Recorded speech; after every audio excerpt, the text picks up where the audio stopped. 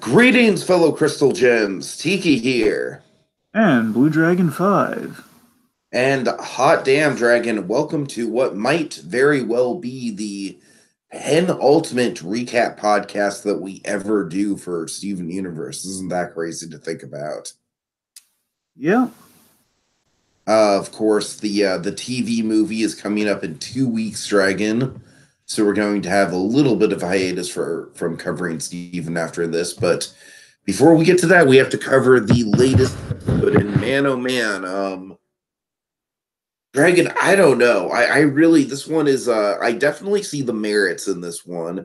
It's a calm before the storm. It's got a lot of interesting kind of storytelling threads in it. But gee, is it slow, Dragon? That's the only thing I have a problem with. I feel like this episode, it's had a lot of potential. The payoff's really good. I like it's ambitious in the fact that it doesn't have a lot of dialogue at all, except for at the very beginning to set things up. But man, this episode, it's like, I don't know. I feel like we could have accomplished more with this episode just because of the fact that it's the penultimate. Like, I feel like we could have gone, I don't know, maybe a few more places with it. So as of now, I'm high on this episode in terms of concept um and just overall ambition, but I'm sort of middle of the road about it in terms of actually pulling it off. Yeah, I think the episodes I'm mixed on it myself. I feel the episode it's an artsy episode that has a great payoff, but not much substance. It doesn't have as much substance as it sorry, let me try that.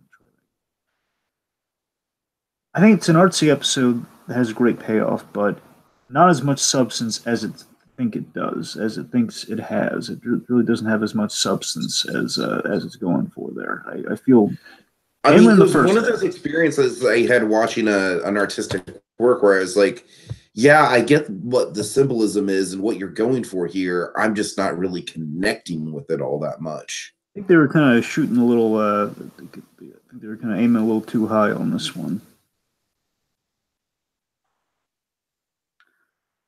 Yeah, But I don't know, man. Like it is a high concept episode, and in some ways, it is like a bottle episode almost. It's hard to say. Like I do respect the ambition of it. I want to just make that clear. Anyways, before we get any further with it, Dragon, let's. I believe we have a song to get to before we really dive into the thick of things. So without further ado, get the kazoo sound effect ready. We are the crystal. gems. We always save the day. And if you think we can't, we'll. Always find a way That's why the people of this world. believe in Garnet amethyst and pearl and and Steven. Steven. Yeah. All right, so Dragon, one of the things that makes me lean in a more positive direction with this episode, I've got to admit, is just the calm before the storm element of it all. The kind of it's a change of pace, it's a change of setting. We get to check in on Super Watermelon Island one more time, which has been sort of the Watermelon Stevens have been an arc throughout the show, and it's nice to get a little bit of closure on them. And I don't know, it feels like it very much falls in line with what you'd expect from a last season of a TV show, to really kind of tick the boxes and make sure they really drop in on particular plot lines that may be left standing and hanging, even though the story might not call for it. Maybe this is a bit of a convoluted way to get us to Watermelon Island, sure. But I don't know. I admire what was done with it. Like I said, I respect this episode more than I actively like it because I did think it was rather boring. I'm not going to deny that. I mean, look, I really do like half of this episode, but the first half, I think you just hit it on the head. It's slow, and there are other problems with the first half of this episode, but then it picks up and it pays off tremendously well. I mean, here's the thing. So with the Watermelon Island, I think it's an odd time to bring back the Watermelon Island full of Stevens again. Honestly, the first time I watched it, especially, but even on a second watch, I'm still a little lost on it. Basically, what they're going for, I think, is that there's kind of a war parallel of kind of the war that kind of put a rift in the home world and everything. And the watermelons have two kind of almost like the Sneetches from Doctor Oh Seuss. God. They have kind of like literally a star belly thing. I don't know if that's a direct reference to it or not, because they're like the people who are basically two different types of Stephen worshiper. I guess the more watermelon side of things and the more Stephen side of things. On Uh-huh. one side, they don't have the stars. Again, so much like the Sneetches. So, On one side, that whole thing is a very interesting, that was one of the more interesting sides of the episode to me. Because when you dig into the symbolism of that symbolism, and that's the thing, Dragon, everything about this episode is very on the nose symbolic. And it's one thing about this episode that you kind of want to just take or leave is, it is very much hitting you over the head with what it's trying to say. But anyways, I got the point with the watermelons dueling over the stars and everything, especially the hero worship and almost the godlike mentality they have for the stars and Steven as a whole. Of course, that's meant to represent kind of the pink diamond struggle and Steven, sort of filling in the shoes of this both heroic and beloved and also maybe perhaps somewhat genocidal woman. Who knows? It's a complicated story at this point. This is a tangled web we weave, my friends. So we'll see where it goes. that's the thing, Tiki. I really don't feel all of that's brought to the surface enough. I mean, you can glean that, sure. I'm not saying it's not what they're going for. It's not. I'm not saying that that's not the point. Because again, I think you can kind of connect the dots there and you figure it out. But I think on a first watch, as like myself, I think you're going to be really lost on that because I really don't think it's brought to the surface enough. I think it's too ambitious. I feel it's like one, we come back to the watermelons, like just I mean, don't get me wrong, it's fun to revisit the watermelons, but like now we're doing this, like now like of all times to revisit them, and while we're doing that, it's like I don't quite get the struggle. It's kind of a stupid struggle when you think about it. I mean, they're all watermelon Stevens. The only difference is one kind of melon balled his hair, so he doesn't have it. And he's wearing a star. It's about it. I mean, what are they really qualming over? And the fact that how do you really again? I think you can only get so much visually across with that, and like where our watermelon Steven factors into things. And I think now I could be wrong. It's been a while. I don't know if we had watermelon creatures aside from the Stevens before. I don't know how that works. The point is, I'm not saying it's bad, but I'm saying it kind of lost me, and I still don't think it makes all the sense in the world. I mean, it was nice, but again, I just feel I was just kind of like waiting for something to really click and really happen here. I mean, basically, things picked up when things got simpler. When Steven in those watermelon form, which obviously was not what he was aiming for. He's in his watermelon form, and he has to he basically kind of almost castaway style. He has to get back to Beach City to kind of warn everybody and get some assistance. Looking Mm-hmm. at that, that's when things really picked up for him. That's when okay, look at what he's going through to achieve his goal here. As a watermelon Steven, he's losing limbs and stuff, and there's like a giant awesome. I'm not knocking the watermelon animals. I just don't think they were set up well. I mean, it could be. It's been a while. I won't fully take away points for that. It's just like we have this awesome watermelon shark that I love. One of my favorite shots in the episode is when he kind of rubs the watermelon shark's nose and kisses it. It's adorable. That's what I'm saying. Like that's just kind of like just what he goes through. I mean, all that to me is great. Basically, from that point, from trying to get off the island forward, that's where things. I think that's where the episode really hits its stride and what it's going for. It's kind of the escapism of it. Oh, I don't know. I that's the thing. I think the episode strength is what that watermelon Steven goes through, and the whole the whole kind of silent gimmick of it all is really cool as well. And I feel that's what they want to say. They want to say, hey, we're gonna do a really nice and artsy kind of silent episode that again plays extremely well, especially when we get to the musical portion where we don't hear any of the dialogue because you don't need any of that. We just need the kind of the emotions and the feels of that moment, and that's conveyed perfectly. But again, it takes us so long to get there, and it makes me think, okay, we really forced the watermelon guys back again, and we just had not a lot to say about them. We just wanted to. I don't know. The watermelons just I felt were just a random choice. And like we were going into this episode, I think a lot of people were going this episode thinking we were going to see Lars, as in who we were seeking help from. That didn't happen. And I mean, my logic on that, like the only reason I think they didn't do that is, well, Lars is on his way home. Last we checked, I guess he's on his way home, and I guess he's like either he's not at the planet yet, or like it'd be too far from to go all the way back. I don't know. Mm-hmm. I think the episode's just kind of a little really weird in the first half, and then let's talk about the song. Yeah, okay, let's do that because this is one of the most hyped songs that I've ever seen on Steven Universe. It was released almost, I think, over a year ago at some sort of convention or something by Rebecca Sugar herself singing it on ukulele. I heard about this recently. I had no idea about this until after the episode premiered. Yeah. So the big question was with this song, who was singing it? You know, like what character is going to get this song? Because it was a really popular song. I've seen this song used in a lot of Steven Universe video essays and stuff like that. And then the answer that they gave is like, well, we're going to Phil Collins it.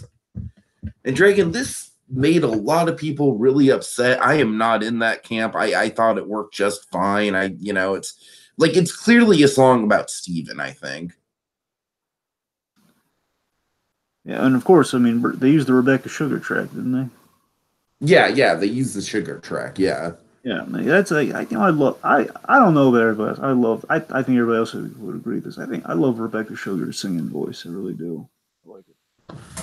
I mean, I don't know. I think it really worked for the moment because what it did for me just on an artistic level is the fact that up until now we've only usually heard the the Phil Collins style off-camera singing in the closing credits.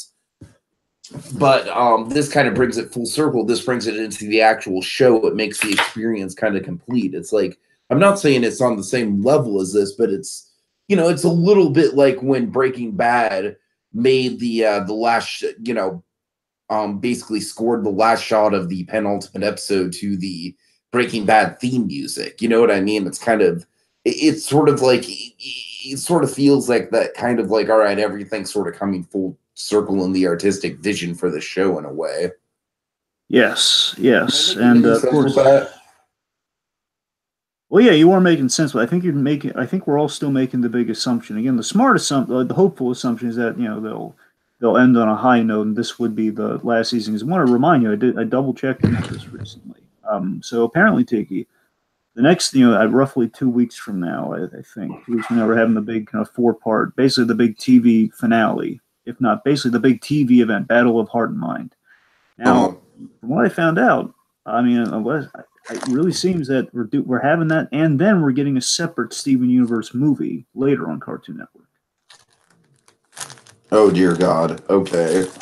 So remember, the second one is the second one's going to be with that creepy heart gem thing. I'm sorry, the what? Okay, the one that was the one that had the Comic-Con teaser is going to be the second TV movie with that really weird heart gem. It's a gem within the shape of a heart. I don't remember anything about that, but well, yeah, okay. Never mind. But yes, the point is that this next event's going to be dealing with the White Diamond of all, and there's going to be a separate event with some weird new character we haven't seen before. Well, all right, bring it on, I guess. Anyway, my point is, we don't know exactly if the show's going to be ending at this point at all. We're kind of hoping that kind of pulls a Breaking Bad, ends on a high note, and then they're going to do like this movie to kind of end it all there. I guess. Well, basically, if this is a penultimate, I get what you're saying about Granite State with the comparison with the Breaking Bad of it all. But for me, it reminded me of the ending of one of the Steven Universe seasons. I think it was season 2 or 3. I think it was 3. The one where we had Steven in space with Eyeball, and remember he was rescued, and we had Rebecca Sugar singing the end theme. Yeah, that was season 3. Right. So that's what it really. That's what this kind of reminded me of, and I really liked that there, and I kind of liked it here too. And I got to tell you, I like this song better than Familiar. Yeah, like I said, man, it is a powerful song. And you know what's interesting about the song? I feel like the fact that people were really speculating about who could sing it, like what song, what character fits the song best. And people had strong opinions on all sides, like it's gonna be a Pearl song. No, it's gonna be a Garnet song, I tells ya. No, it's gonna be Peridot's big number. It's gonna be the big memorable Peridot song. And Dragon, I feel like the fact that this song got a lot of people really passionate about, on each side of it, like whose song this was ultimately going to be, to me, that's a success in songwriting, because what you have here is you have a song that kind of fits the universal themes of the show and applies to pretty much all the characters in some sort of way. Yeah. And, so, man, I think it's a success. I think that, like I said, it's a very bold and ambitious episode.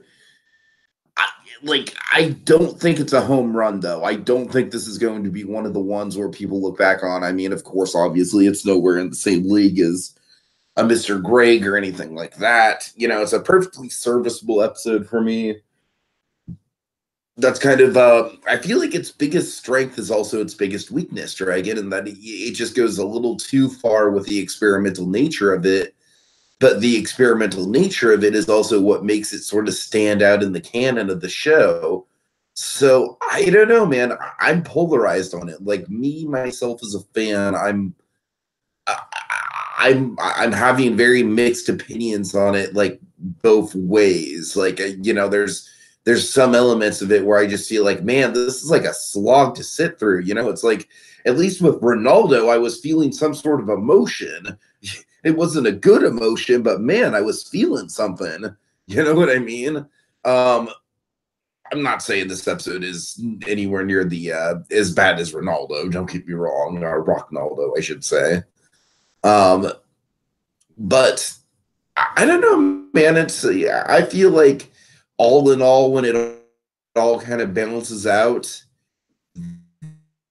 vaguely disappointing to me if this is in fact the penultimate installment of the story, which I'm just going to pretend it is for the time being. Right.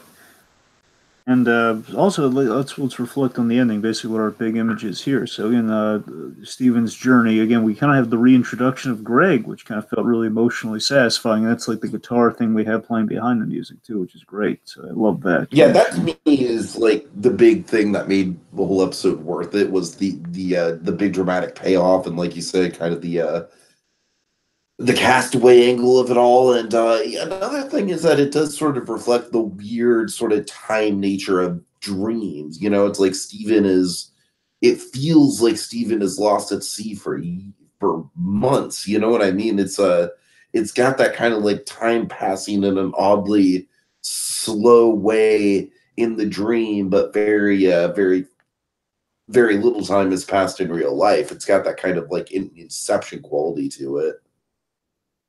Right. And just reflecting on the penultimate thing, I mean, I love the last line of the episode. The last line of the episode is, "Guess we'll see what happens." So you could look at that in a number of ways. You could look at it as kind of a meta statement on a show that's kind of working with a network where they have no idea like what's going to happen after the next things they have planned. Well, I guess we'll see what happens next. Well, fans will either like what happens in the big Battle of Heart and Mind and the movie and such, and we'll see what happens. Or you can look at it just as the penultimate thing. Oh, I guess we'll see what happens in the finale. It's an interesting. I kind of like that. That was a really clever line to kind of end it on. All right. So yeah, let's see. So basically, we have 2 movies left with Steven Universe. Over anything. No, I don't think we're really missing. I mean, Connie was at the start of the episode. And she brought snacks. That's really. Do you think Bismuth and Greg are going to pick up Lars along the way? I think that's only natural. That'd be cool. I mean, they might use. Well, then again, remember they have Lion, who essentially would be their transportation. They're going to use Lion. They're going to use Lars' ship or something. I don't know. They're going to use. Smart Money says they're going to just use Lion. But wait a minute. Wait a minute. I'm trying to think here. No, they couldn't. Well, I'm trying to remember how Lion's shtick works because I'm trying to remember if he can like roar and open those interdimensional things for travel or not. I think he can. Well, Smart Money is the. The backup is not going to just apply to Greg and Bismuth. I think they're going to need to get the cavalry.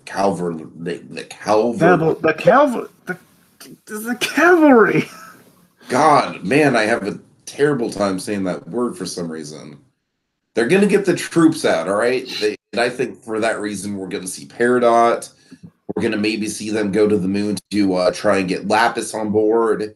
Oh, no, Tiki. Remember, Lapis and Peridot, their forms were broken, and their physical bodies were destroyed. So it's up to basically they're regenerating themselves with Bismuth. That Bismuth was holding on to them. Oh, gotcha. Sorry, they're all there, and basically just the question like when they're going to reform. But when they reform, I guess they'll be also the troops being called in for backup. Okay, well that's all the more reason that they need to go to Lars. All right, I'm for it. All right, Lars of the Stars, man. Anyways, and I guess all the beach city residents are just kind of like just twiddling there, waiting, just chilling, just not getting anything to do. Probably causing some sort of vague havoc. Probably. All right, Drake. Be a casualty. Who knows? Any spec? Again, just based on the little we know. Again, I think we're going to wrap up all we really seen the promos that we've seen the ships come together, like the big kind of we have like the legs of Pink Diamond, we've had the arms of the Diamonds, and the kind of the chest and head of White Diamond. So we've seen them in the promo kind of come together very threateningly. So I guess. I mean, the weird thing is, again, I wish we would know definitively if it was going to be the ending or not, because that's the perplexing thing. Because again, we have this. Yeah, I'm with you. And I think what's going to happen ultimately, I'm going to predict this. I'm going to predict ultimately that this TV movie is going to be the end of the series, and then the other TV movie is going to be kind of like a cap, or kind of like again, kind of what Ben 10 did. Hopefully, in a way, we're going to cut it off at the right point instead of like keep it going. But that's seriously the risk that the Steven Universe is going to run here. It's going to be a big moment of truth, Tiki. They're either going to end it on a high note with this Steven Universe movie. They got coming up after the thing 2 weeks from now, or because it's literally just called Steven Universe the movie. That's how we know it's something different. It's that and that. Anyway, so they're either going to end it there, which would be smart. Or they're going to then at some point either keep it going in some new iteration or at some point reboot it or something or God knows what. So again, that's the risk it runs. It could end it on a high note or just be brought back beyond these big game-changing events. Basically, I guess maybe less a Ben 10, more of a SpongeBob thing. It could be like SpongeBob if SpongeBob went right and ended at the movie. So yeah, I mean, a part of me would like to think that in this event we're going to get the big flashback to the birth of Stephen. I like to think this event. Yeah, that's right. We haven't gotten it yet, man. I mean, Tiki, I'm going to bet you this. I mean, we have to do that thing where Rose is summoned in some form or another. With the whole Pink Diamond of it all. This event, I think that's what's going to build to. We're going to have Pink Diamond manifest herself in some variety, and then of course, like basically say to the other diamonds, or specifically stand up to White Diamond and redeem White Diamond in some capacity. That's what I'm predicting. My big prediction all along, and I still stand by this. I think White Diamond is somehow going to be like a redemption thing. White Diamond, out of all, like we know, Yellow and Blue are going to definitely they're on the path of being redeemed. Like they're just happy to have Pink back. It's just a question if White Diamond's going to be able to change, or if White Diamond's just going to be like the kind of the evil stepmother, if you will, like the Lady Tremaine of the Diamonds, which is entirely possible. They could go that route. Like something you can't change some people. Ultimately, I think they're going to, at the end of this event, I think they're going to fix all the corrupted gems. I think we're going to end all of our story points here, And then it's gonna be like a reunion movie with Steven Universe, the movie with a new threat. It's gonna be all villain instead of like redemptive villain. That's why I keep predicting this weird heart shaped evil looking thing in that promo is gonna be just a like an irredeemable, just scary bad guy. But I think here's the question: if we're gonna redeem more villains or not. Next event, who knows? But this one I predict is gonna be the big. We're gonna close as many loops as we can. Gotcha. Okay. All right. Yeah, I'm excited. Like I said, it would be rather nice if we did get confirmation on if it's, at the very least, if it's the end of the run of the show and if the TV movie is going to be an epilogue of some sort. I don't know. I'm just maybe a stickler for for continuity like that. But regardless, I'm excited to see where things end up. I have a lot of things to say about Steven Universe, like the fate of Steven Universe as a whole. I feel like eventually down the line, Dragon, we have to do a whole kind of what went wrong with Steven Universe retrospective podcast. And I don't mean that in a completely negative sense. I mean that in just kind of like exploring sort of the different factors like the airing schedule and the slightly unsavory fan base and stuff like that really kind of contributed to Steven Universe being the polarizing show that it is today. Oh, I got something for it. Okay, the corruption of Steven Universe. Oh, I like that. I like that. Corruption of the gem that was Steven Universe. Oh, nice. All right. All So right, there we go. maybe some off-season material there, folks. Maybe. But in the meantime, we are the Crystal Gems. We'll always save the date. If you think we can't, we'll always find a way. That's why the people of this world believe in Tiki. Dragon. And Steven. Steven.